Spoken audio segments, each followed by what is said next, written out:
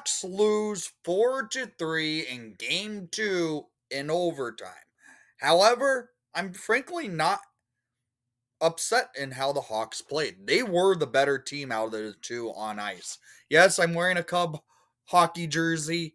The Cubs are in the playoffs. I am also a Cub fan, so I'm filming this like in between commercial breaks between innings at this point. Um the Hawks lose this thing 4-3 in overtime to the Boston Bruins. Rough loss, even though the Hawks were the better team. They outplayed the Bruins, in my opinion. Soderblom looked solid in net. There were some weird goals that he gave up, frankly, and the Hawks just didn't have that extra goal in them for the overtime. However, I'm not upset. They played well. This team again proved what I think they're going to prove this season. They're not going to be pushed over each and every night. They're going to battle each and every game and look good out there. Because, frankly, the Hawks came out buzzing, but the Bruins were the team to score first. Shots on goal per period, 7-11 in favor for the Bruins in the first period, 8-7 in favor for your Blackhawks in the second period, 6-13 in favor for the Bruins in the third period, 3-2 in favor for your Blackhawks in the overtime. Total shots on goal, 24-33 in favor for the Bruins. The Hawks did get some penalty trouble in this game. They went, and the Bruins got a power play goal because of a 5-on-3 attack. The Bruins went 1 for 5 on the power play to the Hawks, going 0 for 3 on the power play. The Hawks controlled play. They were buzzing. They got the opportunities off. They just couldn't find that fourth goal for themselves. So let's get into the goals of the game, shall we? In the first period of play, the Bruins get on the board first. However, the Hawks were out shooting the Bruins before this goal, 4-0. At 3:53 in the first period, Casey Middleset scores his first of the season on the Bruins' first shot of the game. It's 1-0 Boston. However, the Hawks are not done. They do battle after this goal. It looks good. They get on the board midway through the period at 8:19 in the first period. Scored by number 98, Connor Bedard. And assisted by number 28, Andre Burakovsky.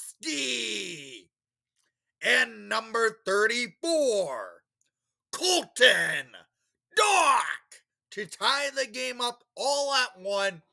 This was a beautiful play. Bedard battling. He gets the puck down to Dock. Dock gets hit, makes the play while getting hit over to Burakovsky. Burakovsky sauces it over to Bedard in Ovechkin's office, and Bedard one-times it past Korpisalo, and we're tied at 1 apiece. After this Bedard goal, the Hawks look like they start keeping their game going. However, the Bruins get opportunities, but Soderblom said no. We go into the second period of play, tied up 1 apiece, and the Hawks come out of the gates buzzing. Hawks win a faceoff in the offensive zone at 2:22 in the second period. Scored by number 46, Louis Crevier. His first of the season, assisted by number 98, Connor Bedard. And number 17, Nick Foligno, to give the Hawks a 2-1 lead at 2:22 in the second. Hawks now lead it, and they showed they are the better team coming out of the gate. They are buzzing, getting their chances off, and moving the puck well. But midway through the period, the Bruins get a little bit of momentum. At 9:10 in the second period, Tanner Jeannot scores his first of the season, assisted by Isamot and Yokiharu, to tie it up 2-2 in the second. So it's goals back and forth, it feels like, even though They're about 8 minutes apart each goal. This was a nice one for opportunity to maybe get some momentum for the Bruins, but the Hawks were able to weather the storm the Bruins were putting on. It leads to, at the end of the period, though, Hawks getting some penalty trouble. Nick Foligno and Ryan Green sent to the box. Green first was the one sent to the box for cross-checking, and then Nick Foligno got called for a penalty for playing the puck off the face-off with his glove. And that's 5-on-3 Bruins for 2 minutes. And that's about a minute and 56 seconds remaining in the second. And the Hawks kill off that first minute and 50. They killed off a good chunk of that time and that period. And we go into the third period of play, still on the PK.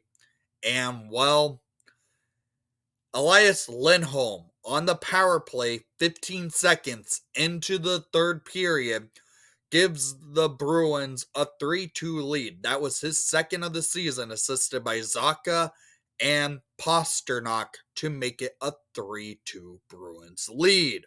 But the Hawks were able to battle back, and at 2:22 in the third period, scored by number 28, Andre Burakovsky, his first as a Blackhawk, first of the season, assisted by number 55, Artem Lechunov, and number 91, Frank Nazar, to tie the game up 3-3 in the third. And it continues to be back and forth play afterwards. A couple line brawls broke out and chaos happening, and it remains tied up at 3 apiece. And we go into the overtime. Hawks win the opening faceoff in overtime, go down the ice, get some opportunities off.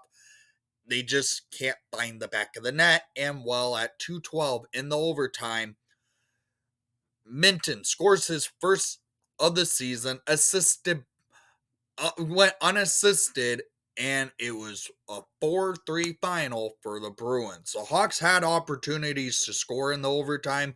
They just couldn't find the back of the net. I'm not angry how it falls out. They played well, and this is still the second game of the season. And we're 0-1-1 out of 82 games. Okay. So down in the comments down below, I want to hear what your thoughts were on tonight's action in Boston. And thank you for watching the broadcast. Please leave a like and subscribe if you haven't done so already. And most of all, yes, I'm wearing a Cub jersey, but go Hawks.